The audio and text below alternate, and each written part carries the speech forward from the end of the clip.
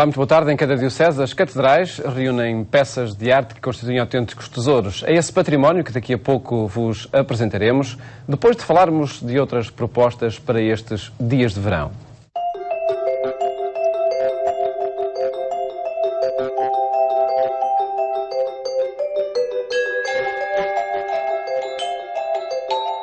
Ano da Fé leva-nos a pensar em Deus, visão do infinito é exatamente, também pensando neste contexto dos artistas, aquilo que eles veem de Deus e conseguem responder. Infinito é esse, temos ali aquele quadro lá ao fundo que se chama Azul Profundo e fala disso, a visão do infinito fala dessa profundeza do próprio Deus, desse interior de Deus, conforme dizia o Papa João Paulo II na Carta aos Artistas, desse mistério que só os artistas conseguem tocar tão profundamente. É claro que a experiência da fé qualquer pessoa consegue tê-la, mas tocar na profundeza do próprio Deus e depois expressá-la, mostrá-la como os artistas fazem, penso eu também que só eles o conseguem fazer, não é? Nas suas obras. Porque não é evidente, não é uma linguagem por vezes gratuita, não é? Temos que ver, rever, tocar e retocar. E a obra de arte é quase como o próprio Deus, não é? Que a gente tem que visitar muitas vezes para conseguir perceber, às vezes, uma ínfima parte.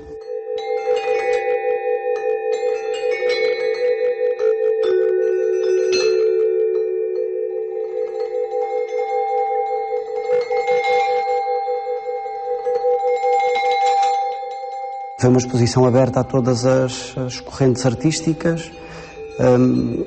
E pronto, e é o resultado desse concurso e também de um convite feito pelo Sr. Bispo a alguns artistas que já tinham trabalhado com a Diocese, ou em outras exposições, como acontece com a Isabel, com a Ribeiro Teles, com a Maria Ribeiro Teles, ou então a trabalhar mesmo em outras igrejas com a Diocese, como acontece com o arquiteto Sousa Araújo. Portanto, e é o produto dos convites diretos e do concurso.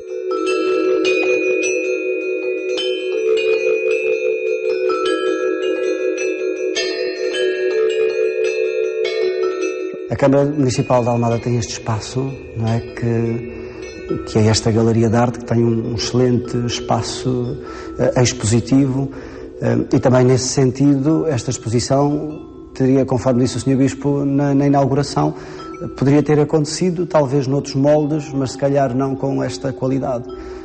E a Câmara Municipal foi essencial e foi uma parceira essencial também na produção desta obra, não só com este espaço, mas também com os seus técnicos, porque foram gente exemplar e muito sensível e ficamos também muito felizes com isto.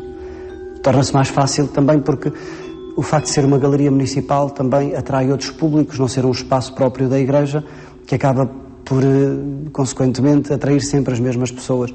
E a nossa intenção também de levar para um espaço público também foi essa, que não tivéssemos a ver os mesmos públicos, a mesma gente, e assim conseguimos tocar noutras pessoas, muitas delas fora da Igreja, e também era esse o nosso objetivo.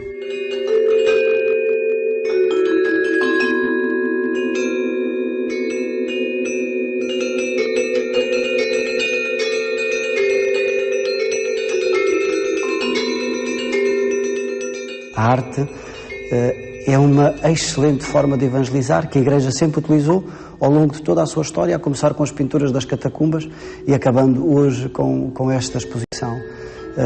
Por vezes fala-se num certo divórcio entre a Igreja e as expressões plásticas contemporâneas. Eu não acredito nisso. Acho que nós estamos num processo de adaptação às novas linguagens, de adaptação aos novos artistas, adaptação aos novos materiais. Temos nesta exposição uma peça da Celine, que é uma pintura sobre mica, que é uma coisa original, que ainda não se vê, por exemplo, no espaço da Igreja, ou então a fotografia, que também não é uma coisa que nós na Igreja utilizemos, a não ser com as fotografias do Papa e do Bispo que estão presentes em todas as sacristias, mas a fotografia enquanto forma de artística é um suporte que também não é utilizado ainda por nós. Penso que nós hoje estamos nesse processo de descoberta e temos que caminhar para aí. Agora, a arte é uma excelente forma de expressar a fé, porque é um convite à meditação e a fé também passa por aí, passa essencialmente pela oração, pela meditação.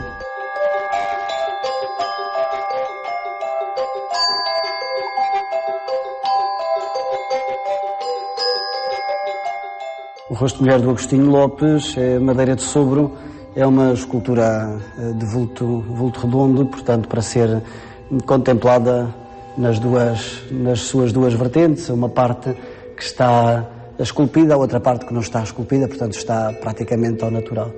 É uma obra muito interessante. Às vezes as pessoas chegam aqui e perguntam o que é que isto tem a ver com a fé.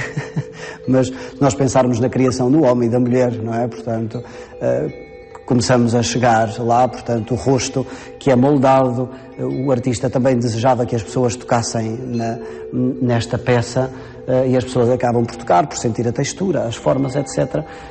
Quase que são, cada visitante, quase que é o próprio Deus, quando toca nesta peça, quase que é o próprio Deus também a moldar a peça, porque nós, pelo toque, pela visão, também acrescentamos alguma coisa à obra. Aquilo que vemos, aquilo que experimentamos, as nossas próprias experiências, algumas que verbalizamos, outras que não, mas também fazemos parte da obra integrante, e aqui o Agostinho Lopes quis, desejou, e pronto, penso que é uma bonita peça. Não é evidente, lá está, mas também é isso que a arte tem que oferecer, não são coisas gratuitas, evidentes, mas que a pessoa também leva a interrogar-se, a perguntar-se.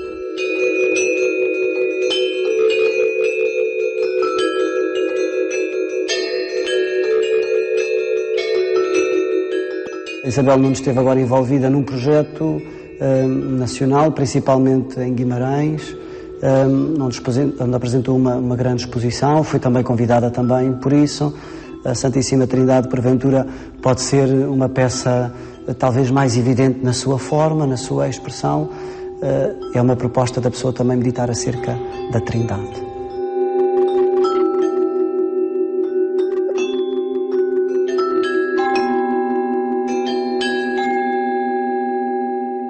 O nosso anjo Gabriel, daquele gesso, é uma peça de muita paz, de muita tranquilidade, é uma peça frágil. Quando tocamos nela, deu-nos muito trabalho a transportar, porque é efetivamente muito frágil, e também fala um bocadinho dessa fragilidade da nossa fé. A fé é um dom, às vezes sentimos fortes nela, outras vezes sentimos um bocadinho mais fracos, e aquele anjo fala disso, fala da força daquele momento da Anunciação, mas também da fragilidade daquele sim de Maria, e a própria peça na sua brancura também fala disso.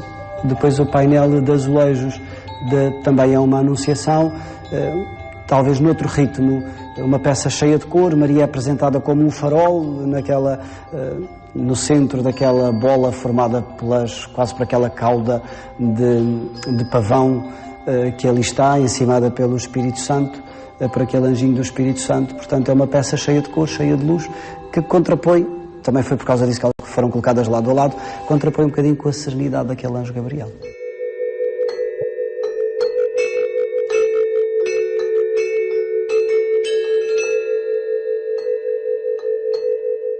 Aquela escultura, duas mãos, que nos faz lembrar bastante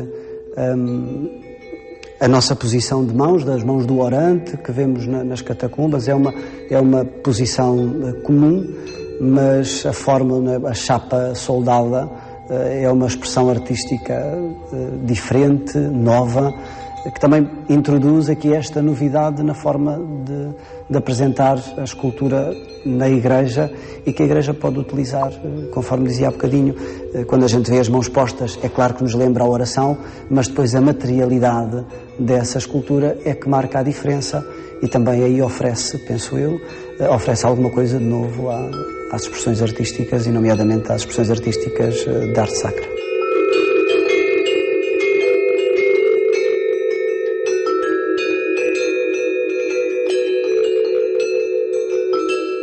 É uma obra diferente, é uma instalação, tal como aqui o Agostinho Lopes é uma obra para ser mexida, para ser tocada, para ser vista em contraluz. É uma peça muito engraçada. Às vezes os padres, quando eu trouxe aqui os padres para visitar a exposição, diziam: como é que isto se coloca numa igreja? E eu respondia: é um desafio para o Sr. Padre responder, mas lá está, é também, muitas das vezes as peças não são para nós vermos e dizermos como é que a gente vai colocar isto numa igreja, mas também pode ser uma provocação a que se consigam respostas novas, e penso que a Silveira conseguiu oferecer isso também a esta exposição, e a arte, quem sabe, nacional, queremos nós.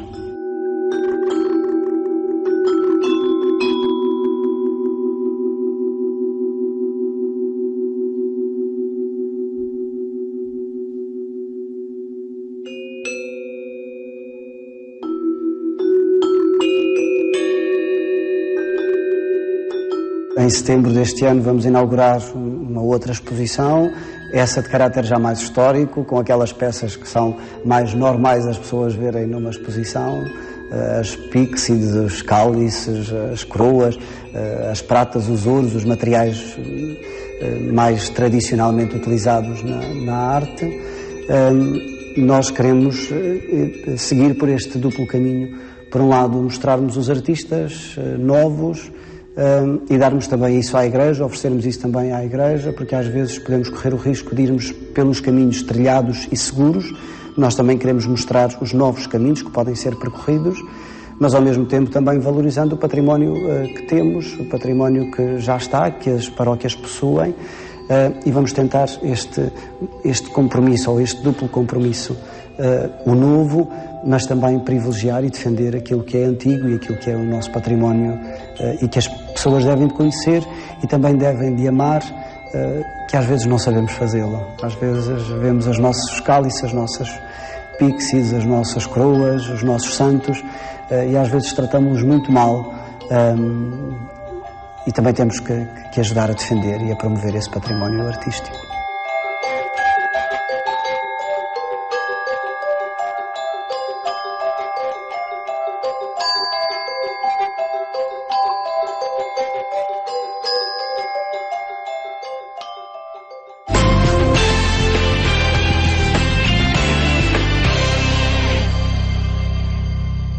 E a esta proposta acrescentamos agora outras que podem constituir-se numa visita aos tesouros das catedrais. Mas para nos falar sobre esses tesouros está hoje connosco o Dr. Fernando António Batista Pereira. Cumprimento, muito boa tarde. Muito boa tarde. Obrigado por estar neste programa. E pedia-lhe, antes de mais, que nos contextualizasse a constituição destes tesouros em torno das catedrais, em torno nas grandes cidades. De que forma é que tudo isso se foi constituindo? Exatamente. Muitas das catedrais datam da Idade Média, aquelas de que vamos falar em concreto, não é? Porque são as dioceses que acompanharam praticamente a formação da nacionalidade e o próprio Estado português, assim que ele se formou. Algumas antecedem-no, como é o caso de Braga, por exemplo, naturalmente, que são dioceses muito antigas no nosso território, que têm uma longa história, que antecedem, portanto, a formação do próprio Estado português. Mas dentro das próprias catedrais foram sendo recolhidos diversos tesouros, de natureza litúrgica em primeiro lugar, portanto os objetos que são necessários para a realização dos atos litúrgicos, como sejam os paramentos, as alfaias, mas também obras de arte que entretanto foram também saindo por razões diversas dos altares, porque foram substituídas ao longo dos tempos, mas que foram sendo conservadas, não só das próprias catedrais, mas por vezes de igrejas da diocese que os arcebispos, os bispos, os próprios párocos acharam que, apesar de estarem fora da utilização cultural, continuavam a ter valor artístico suficiente para serem recolhidas e apresentadas. Portanto, essa é a razão porque todas as catedrais acabaram por ser detentoras de maravilhosos tesouros museológicos. Porque havia um espólio que era preciso preservar e conservar. Exatamente. E que estão agora em muitos museus diocesanos. Exato.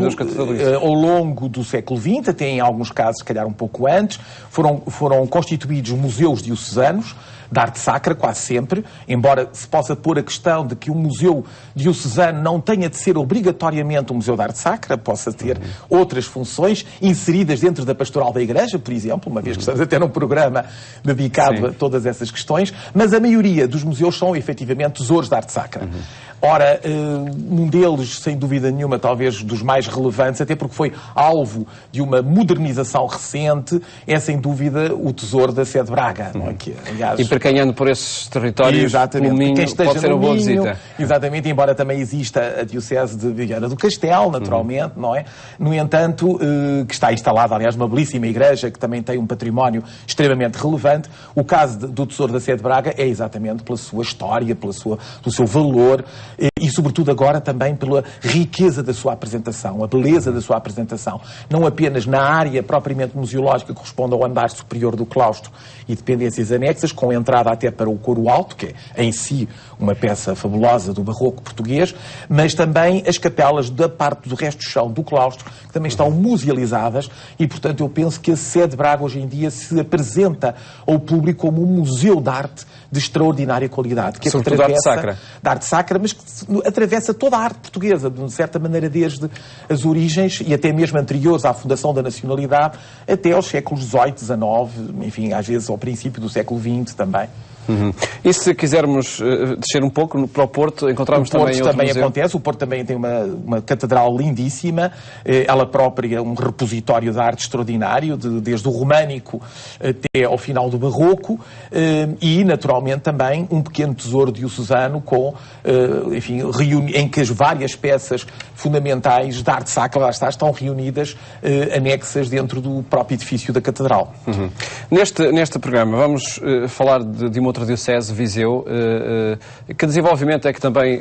Bom, Viseu tem uma característica muito particular, é que Viseu, a Sé está numa praça que é realmente o grande fórum da cidade de Viseu. Porque temos a catedral, com o Museu Diocesano exatamente ao lado, depois temos o famoso Museu Grão Vasco, que foi um dos mais visitados museus portugueses do ano passado, portanto é também importante dizer que o museu mais visitado da rede do Estado não está em Lisboa, mas sim é na cidade de Viseu, enfim, tirando o Museu dos Cosques, que enfim, é um caso muito particular, tendendo ao turismo, mas, e depois tem finalmente a Santa Casa da Misericórdia, que também tem um património museológico. Portanto, logo aqui, nesta praça, estão reunidas 3 instituições de enorme importância cultural para aquela região, para a Beira Alta. E por isso mesmo atraem, no fundo, todos os grandes visitantes da cidade. Os visitantes da cidade vão à Catedral, vão ao Museu Grão Vasco, vão à Misericórdia e é muito bom que também vão visitar o Museu Diocesano. Também, enfim, se pensássemos há 30 anos atrás, o museu não tinha as características, como acontecia também com Braga. Por exemplo, Braga, há 30 anos atrás, quando visitávamos, era uma espécie de armazém de objetos, todos eles preciosíssimos, mas sem contarem histórias. E neste momento, de facto, contam histórias e ajudam-nos a perceber muitos aspectos da vida diocesana e do património religioso ele próprio. No caso de Viseu, temos também um património extremamente relevante, que de certa maneira é complementar com as outras unidades que estão ao lado, portanto, tem aquilo que não conseguimos ver no Museu Grão Vasco tão extensamente, também tem outras coisas diferentes do que está no Museu da Santa Casa da Misericórdia, portanto, de facto, Viseu também é um espaço muito importante e que seguramente, para os visitantes da região centro, tenho a certeza que não darão perdido o tempo que vão dedicar à cidade e à visita do Museu da Arte Sacra.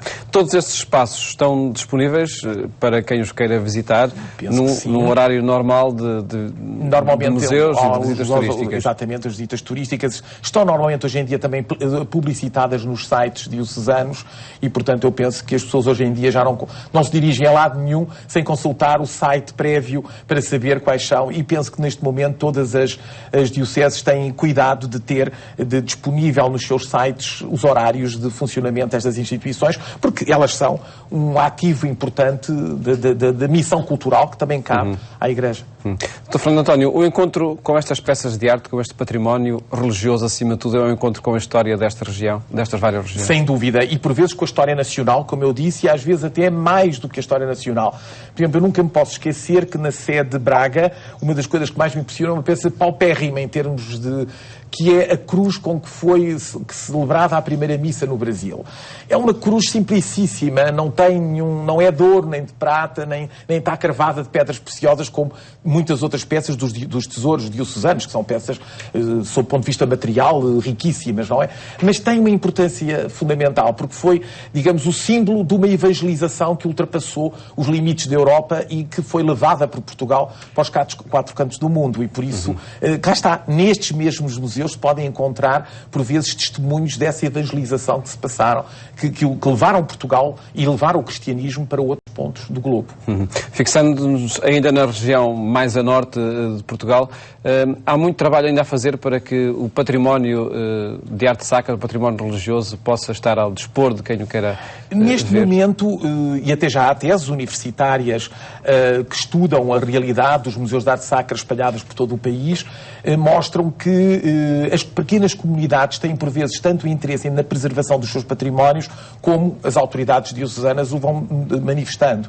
Naturalmente, nós temos a ideia de que há outras prioridades, com certeza, na missão pastoral da Igreja. Eu penso também que, se calhar, muitos destes museus têm que ser repensados em função dessa missão pastoral da Igreja e serem integrados dentro dessa missão pastoral como fatores de educação religiosa. Ou seja, que eles possam, a partir deles também se possa fazer a educação religiosa básica, para as pessoas compreenderem os principais mistérios da mundividência cristã, para as pessoas perceberem até a iconografia cristã, porque quando olham para um quadro, perceber de qual é o mistério de que se está a tratar, qual é o assunto bíblico que está a ser representado. Muitos desses museus podem ter esse papel de educação religiosa stricto sensu, no sentido absolutamente mais básico e que é fundamental, que antes seria o papel que a catequese teve durante muitas décadas, que hoje em dia se calhar continuará com certeza a ter, mas cada vez mais num mundo descristianizado e também desreligiosizado, portanto, em que a religião não conta muitas vezes para a vida das pessoas, é fundamental que esses museus também desempenhem esse papel educativo, por assim dizer. E educar, neste caso, será também levar as verdades fundamentais do cristianismo a toda a população. E estando à disposição, portas abertas para quem o queira visitar, é já um primeiro passo. E é um momento que assim também acontece. para transformar as férias num enriquecimento cultural. Sem dúvida que sim. Voltaremos a encontrar-nos também por isso, porque as férias podem ser transformadas em enriquecimento cultural, novamente aqui com o Dr. Fernando António neste programa. E será já amanhã, onde voltamos a falar destes museus que se foram criando, para falar de outras dioceses, onde é possível visitar os museus diocesanos. Desejo-lhe um bom fim de tarde. Até amanhã, se Deus quiser.